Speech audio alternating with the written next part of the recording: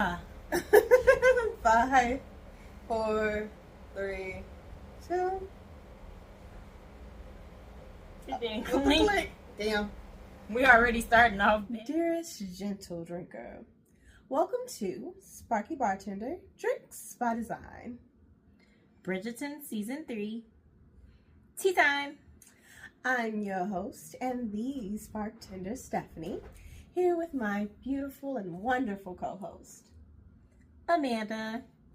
Each episode, or technically the last episode, This episode, we'll be doing the final drink to end the Bridgerton Season 3 tea time. And we're making...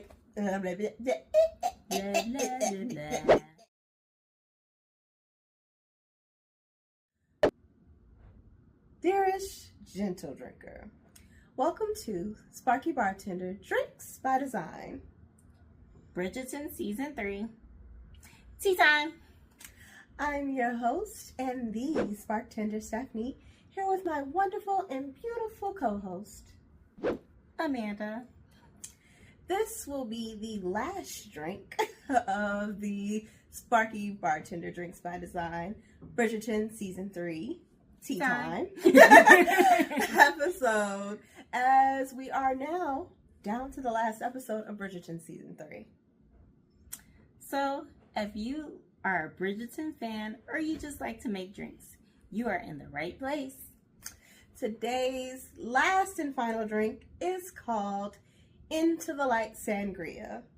As Penny has made her claims to Lady Whistledown and has revealed that she is Lady Whistledown to not only her husband, Colin Bridgerton, the Queen will also be in the know of who Lady Whistledown is, if Cressida doesn't reveal it. This episode and this drink pays homage to revealing one's true self and shining in the light instead of dimming the light. So if you stick around, Stephanie will show you how to make some tasty drinks, and we'll spill a little Bridgerton tea.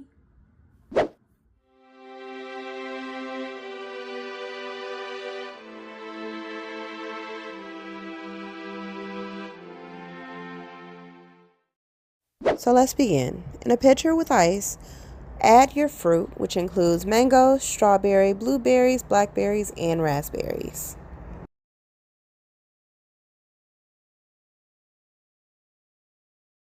Then pour in half a bottle of Paris vodka,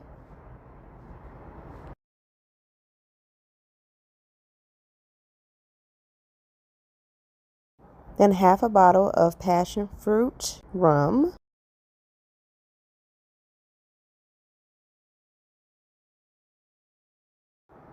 a quarter bottle of ginger liqueur, half a bottle of passion fruit wine,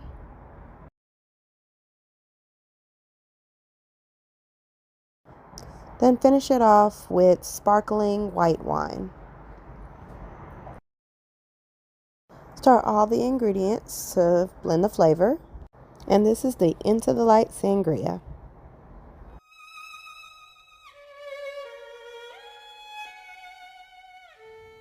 Nope, that was a weak clink. I don't like these glasses. One more again. There we go.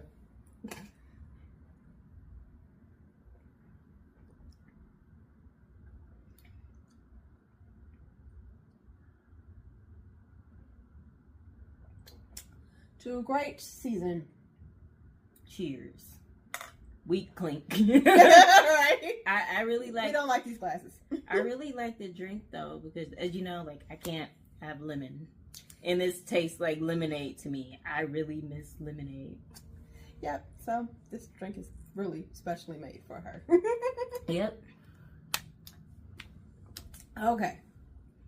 So if you're new to Bridgerton, catching up with season 2, or just not binge watching like we have not been doing this whole series, you might want to stop the episode here so you can catch up and watch the series for yourself. So let's talk about Into the Light. But first, This is the last episode of season 3. Thank you, everyone, for joining us, liking, sharing, and most importantly, subscribing. That part. Whether you've already watched the series or you've been watching with us, we really appreciate your viewership, and there will be more content coming soon to Sparky Bartender. Back to Into the Light and a brief recap of the previous episode, which came in hot. Colin was saying everything with his chest to Penny. He definitely felt betrayed by Penny as well as Eloise for keeping this whistle down secret. Lady Featherton and Lady Violet could cut the tension with a knife as they were preparing for the nuptials because they knew something was wrong. They just did not know what was wrong with them. How could the best of friends not talk? Right. Before the wedding. Right. They were confused about that. And then Eloise wanted no parts of trying to help them find a resolution. She's like, Penny girl, this is your problem, not mine. I'm sorry, but that's your man. You wanted him. I don't have to do this. But I'm not doing this. This is between y'all. I ain't got nothing to do with this. I am not the middleman. But she did eventually step in without meaning to. When her brother came to her, like, to express he knew that she knew the secret. How could she keep the secret? How can you be okay with Penny in this secret? Which is crazy because he knew they had been beefing. So it's just like, why do you think they're okay just because of the one conversation? Like, who said she's completely over the whole thing? Exactly. It was fake whistle down versus whistle down. And of course, the real whistle down won. Yep, she was reading fake whistle down for Philip. And then Benedict was contemplating the thrupplement. And everybody wanted to attach themselves to the Maldricks. You can tell they're getting quite overwhelmed with being the center of attention. I don't blame them. I understand. It's like Penny said at the wedding. Like, it's very overwhelming. Having been there before, it's very overwhelming to be the center of attention. I don't care what y'all say about us Leos. I don't like it. Like, I like to be praised, one-on-one. But when it's a group of people, I go into my hiding space. What else? Violet and Marcus, they had some splaining to do in order to remedy the issues that they had with their families. They had some forgiveness to ask for. Marcus with Lady Danbury, and then Violet with Francesca and John. Oh yeah, wait. A wedding happened. That part, yeah, the joining of hands actually occurred. And we thought it wasn't going to happen, but it did. Penny looked beautiful, and of course, Colin could not take his eyes off of her the whole entire ceremony. She was a blushing bride. Was it like a little pink colored dress? It was a little And pink. the girl outdid me with the veil. I was I'm not going to say jealous, but I was just like, no, you didn't, Penny. Because that was a very long veil. It was. And Genevieve did her thing on that dress. Yes, she did. She did. For us to not see them talking too much about the dress. I don't know. She just whipped it out of nowhere, I guess. But, Colin can't stay mad at Penny for too long, obviously. As we saw outside of the modiste. But, yeah, I loved Penny this episode, especially particular that scene. She told him and she explained to him, she's like, I understand that what happened, I was wrong. I couldn't tell you up front because I was the wallflower. I couldn't speak up for myself. But through your encouragement, like, you've shown me I can speak up for myself. I can stand on my own 2 feet. And this is a part of me. Like, this was my voice. This is my power. This is the source of my freedom. I don't want to lose that. And, of course, Colin brings up every situation. Just, what about Eloise? What about me? You talked about me. And she went in. She's just like, I wanted the old you. I didn't want this nonchalant, aloof dude that felt like he didn't need anybody. I needed for the streets. I needed my friend. I needed the person that I knew, the person that I have grown to love over the past years. I do not need this person that you are not, because I know you're better than that.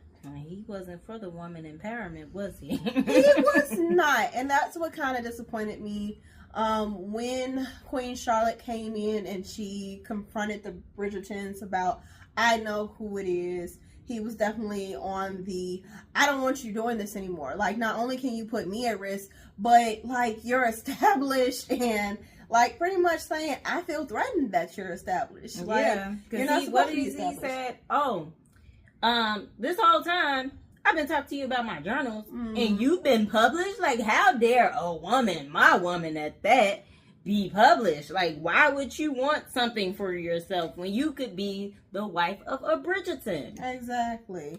And I think he just needed to get knocked down, and he needed a reality check, because for the women of the time, it is really I can't have my own voice. I can't speak for myself. I'm pretty much here just to show up, look good, and host parties or balls. I can't have any power. I can't have any voice. Like, Penelope is enforcing everyone to have their voice, to have their freedom, and she's saying she will do so and reveal the truth while doing it.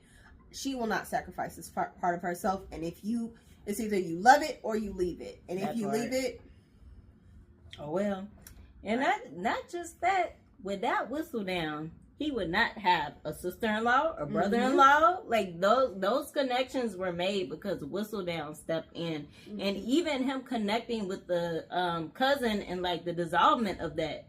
Like, he told Penelope, you could have just told me. I really feel like all that crap he talked to his guys, like, I'd never marry Penny. He would have had that same macho, like, aura about him, and probably would have told her, like, well, you're just jealous because I'm dating your cousin and you got a little crush on me. Like, he would not have been like, oh, thank you, best friend, for telling me the truth, girl. Now we gonna get married. Because if it was happening in that moment, wouldn't have said anything. Like, he wouldn't have even accepted it. He would have probably been in denial and said, that's not true. I don't know what you're talking about. But I love her.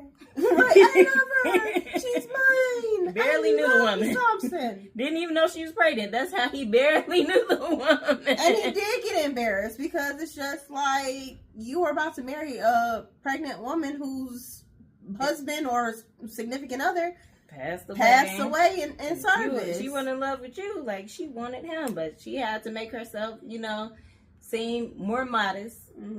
She had everything right on time. Nobody would have known. She would have had the baby. Everything would have been cool. This definitely left Lady Portia in a bad light from first season. Yeah. So, but yeah, there's a lot to unpack, and there's a lot to be revealed. Also, bringing up the Puff Sleeve Crusader. She did get a little piece of information in regards to a lovely redhead from a printer boy. Which last week Stephanie called me out because I was like, it could be any redhead Featherton, and she's just like, no, not you having a Colin moment, because I was, and I was just like, even Cressida's smart enough to know, like, hey, it's only one redhead that could have been the one that was Lady Whistledown. Like, it's very obvious. Right. We've seen a resolution for everyone except for Cressida and for Pollen. So I'm wondering if Cressida is going to play that ace that she has, or she's going to hold her cards and not expose her enemy, which could put her whole future into jeopardy. She doesn't want to go to her aunt's house. Like, she's trying to run away. Will she possibly blackmail him? And that's what I'm thinking. Like, it could happen. Maybe she'll have a heart, or maybe Eloise will confront her. We do not know. Or we're stepping into the light. Will Penny just take claims to being Lady Whistledown to the Queen? I doubt that. But all I can say is what happens in the dark will come into the light. Yep. So we're going to watch and find out. And again, thank you all for watching. We appreciate you all, and get ready for more lovely content. And I also have to say again, thank you, Stephanie. You put this together. I know, like, I've helped out, but without you, like, if it was not for you, again, I would not be doing this. Like, I just don't have that type of courage in me. But I'll do just about anything for the people I love. And honestly, this is mostly her doing, because anybody who knows me, like, it'll just stay an idea, but she is my executor, she is my director, she is my creative writer, she is my inspiration. I do appreciate you in inspiring me to get this off the ground, and I look forward to continuing this with you. Okay, no tears like I'm a cancer, but I'm a strong cancer. I'm a boss. I'm a thug. Yeah, we ain't gonna cry this episode. Okay, we'll have to watch. We don't know what's gonna happen this episode, but let's watch it and see. We hope you enjoy this last episode of the Sparky Bartender-Drinks by Design. Bridgerton season 3. Tea time. When they showed Colin on that couch, all I could think about is Sheldon from The Big Bang Theory. That's my spot. Be like that, Colin, because Lord Devlin could always come back. Oh wow, look who showed up uninvited with puff sleeves and tow. It's Cressida the Snitch. Where was all this when your mama had to do your whistle down homework? At this point, take a shot for every single time Mandy wants to off a character. First of all, you got the wrong mama, bitch. And that's okay, because her mama not doing it with you. Kill her, y'all gotta kill her. Portia and Penny. At this point, Cressida either gotta square up with y'all, or she just gotta die. Scandal would have been offed her.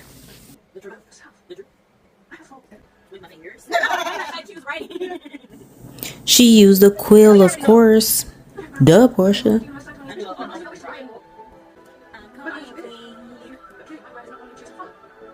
This is the first part that proves that Lady Danbury actually knew who Lady Whistledown was. Not the husband making up lovey-dovey reasons for allergies. Oh, look at Prudence and Philippa playing their ball together. Girl bugs? No.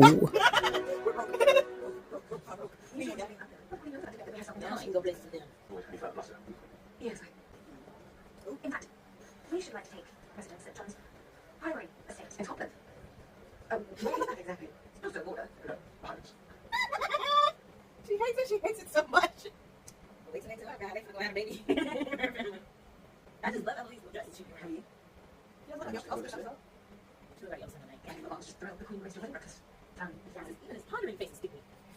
Yeah, even Colin's pondering face looks stupid to me.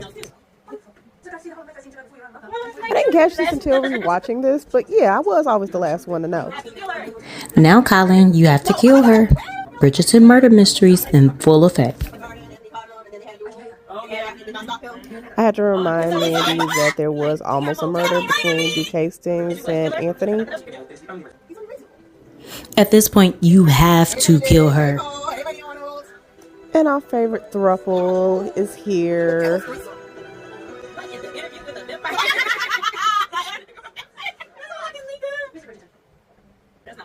Cressida getting real bold in this episode.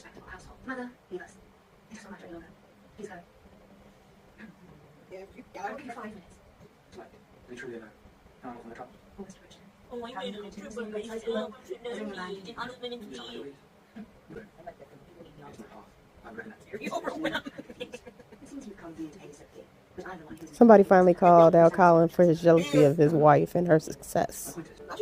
Mad it was Cressida, but still. That's the difference between you and me. All Reds gotta die. Even Cressida.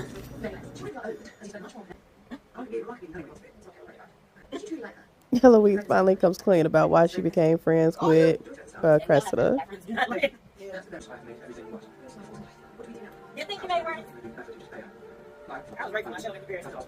Yeah, Colin made it worse. I was right for comparing him to Sheldon. No bazinga.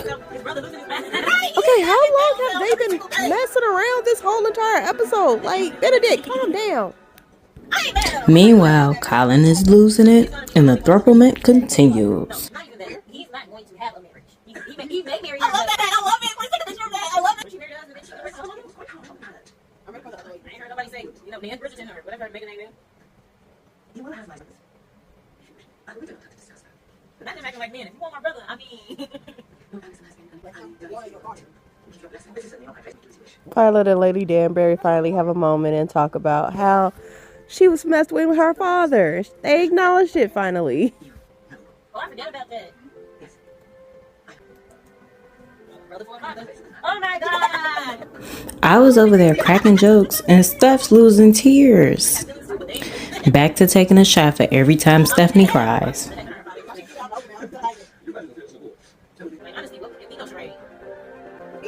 Yeah, you could tell Lady Arnold was kind of over it after a while, and Mandy was getting distracted.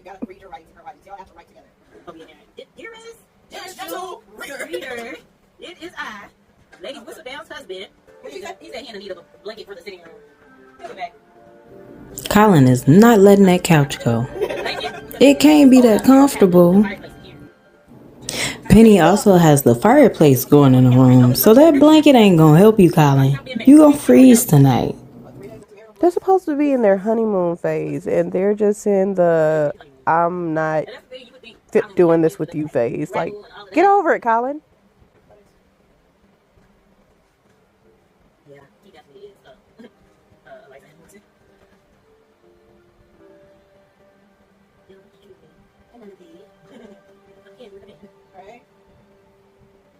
Okay, so Portia's dress blended in too well with the furniture.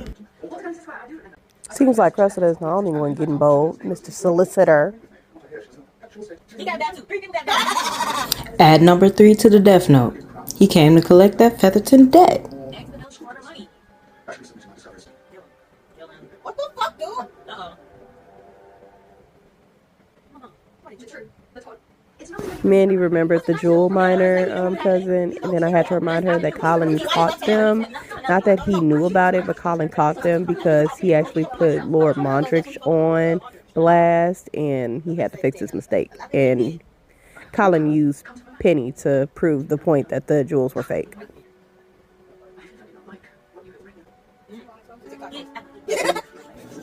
Me and Stephanie haven't synced up thoughts again. Aw, are we in another wedding? So soon? I thought they waited till next season. Violet wants her baby to stay near her. Aww. You know who Lady Violet was like to me. She looked like the mom from Bridgerton. All these years I've been trying to figure out who Lady Violet looks like. She looks like Duchess from the Aristocats. I love that movie so much. Stephanie almost cried, so take half a shot, I guess. I think it was. She's just not that type of girl.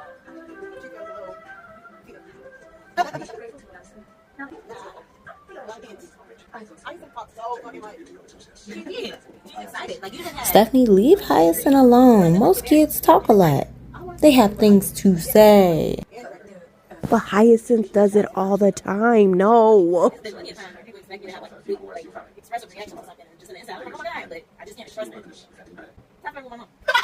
Marcus is giving Violet the eye. Where's Anthony? That's crazy. She cried for like Penelope's wedding, like not her sisters.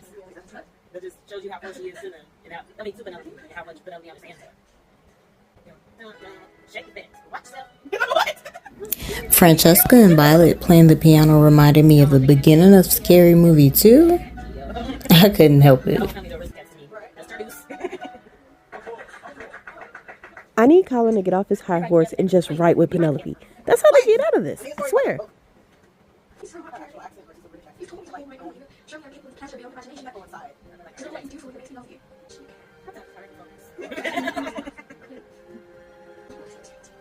My friend. Baby girl, what you have?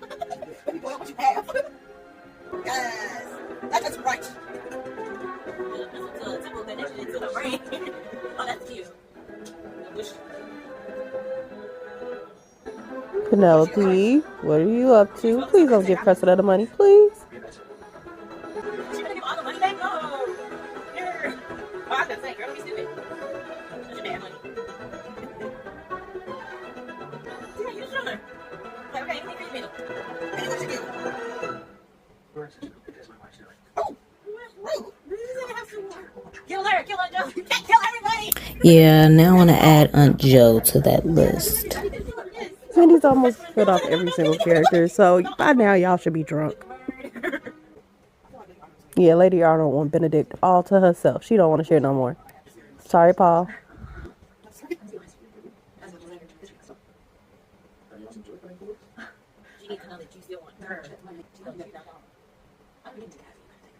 I'm not ready for this no more.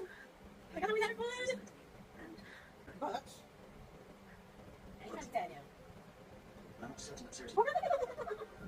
Yeah, Benedict said it got real serious way too fast for him. I had to sing Rock My World because, yeah, Lady Arnold and Paul definitely rock Benedict's world. Yeah, Benedict's just a heartbreaker, just like his brothers. Ugh. You were supposed to be the favorite brother. Oh, the Swing Twins. Amanda didn't like me calling Eloise and Benedict the Swing Twins. And I guess it didn't help that the Lady Arnold scene just passed through. Well, when that lanterns is wanting to be like in love with Paul. I don't think he wants to be in love with Paul. I think he's enjoyed Paul, but I don't think he's like that. Because you remember he was questioning the other dude from last season, like, how could you be interested in something like that? The spiders? I like those. It's very loud, but I like it. What is the dress? Mermaid chic? Oh, hang on money. Oh, penny thing. A penny for all of Penelope's thoughts. That's what Whistledown got her. That's so sweet of Penny to cover the cost for her sister's party.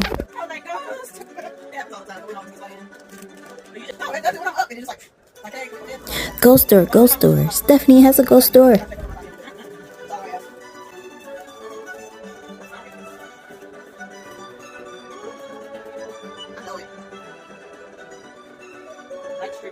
Yeah, the music library in my head was trying to figure out what this was, and then we had to figure out that it was El Golden Lights. And once again, the Queen makes a dramatic entrance to ruin the party about Whistledown.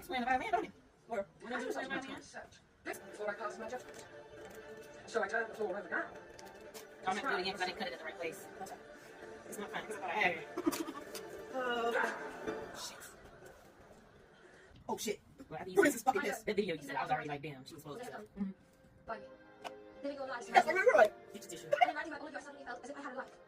Stephanie has tissues.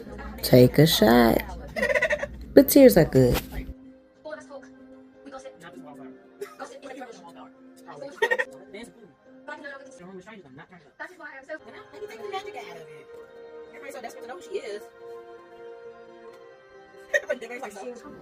Poor Stephanie. I cried too.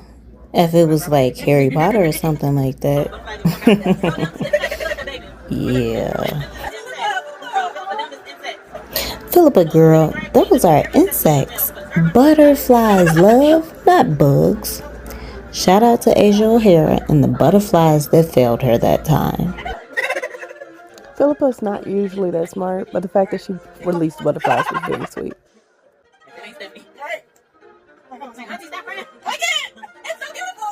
Aw, Lady Danbury acknowledges her as Lady Whistledown.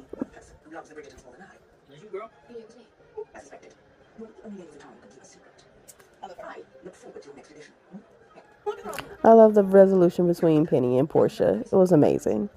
Now up next is Colin. Do you forgive her?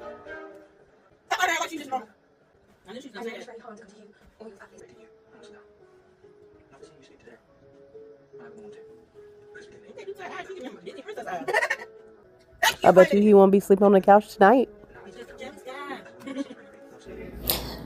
Throwing the jealous guy song back in for Colin. He finally admitted it.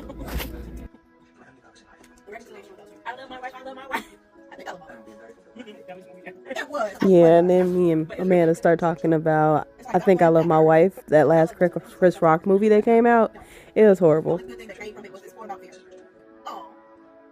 Oh, they're finally in the light and they're joining hands together. Yes! Marcus, you better claim your woman. Yes.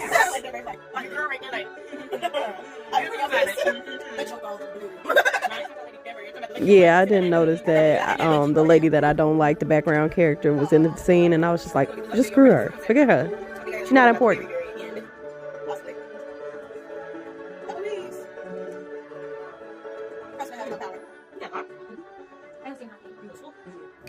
So I noticed the lock in Cressida's hair. And allegedly, there was supposed to be a scene where her mom hops in the carriage and goes away with her. So she also had a key inside of her hair. It didn't make it though.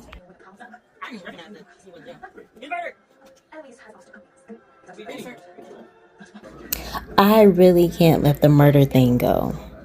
I guess it's always next season for murder. Just because it's a Shondaland series does not mean everybody has to die. And now we know Francesca's next love interest is going to be Michaela. She couldn't even let her know her name. Oh, okay. This was gonna be to the spoiler I got. Yep. I didn't see what the baby was. I just was looking for something we doing the last episode, and I was like, dang it. I was like, it could be an AI baby. But I was like, nah. They did too many times. I didn't see it, but I just saw a picture, and I was like, dang it. Oh no, I got Bye, Cressida. You could have had such a redeeming arc, but you ruined it. Why?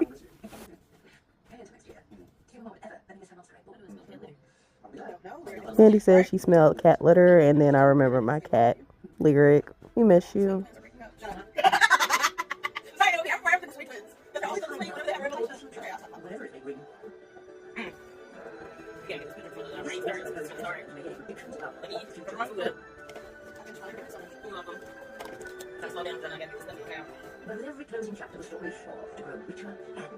And here is the chapter of Lady Whistledown.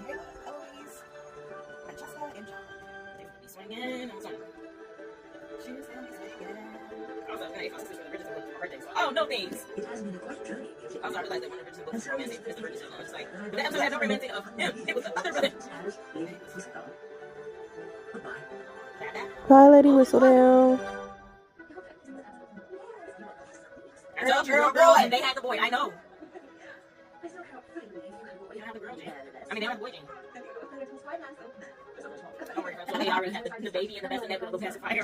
Of course I was right about Pollen having the next Featherton heir. Oh, Colin let her help him write the book. I don't think they're really supposed to be reading it though.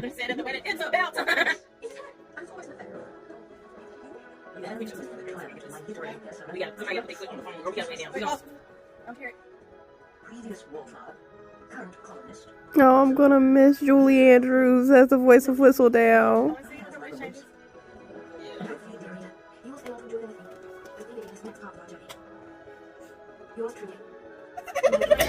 There, Stephanie.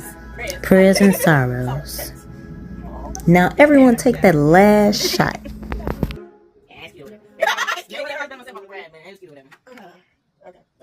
Not us having a Sailor Scout reflection over my head.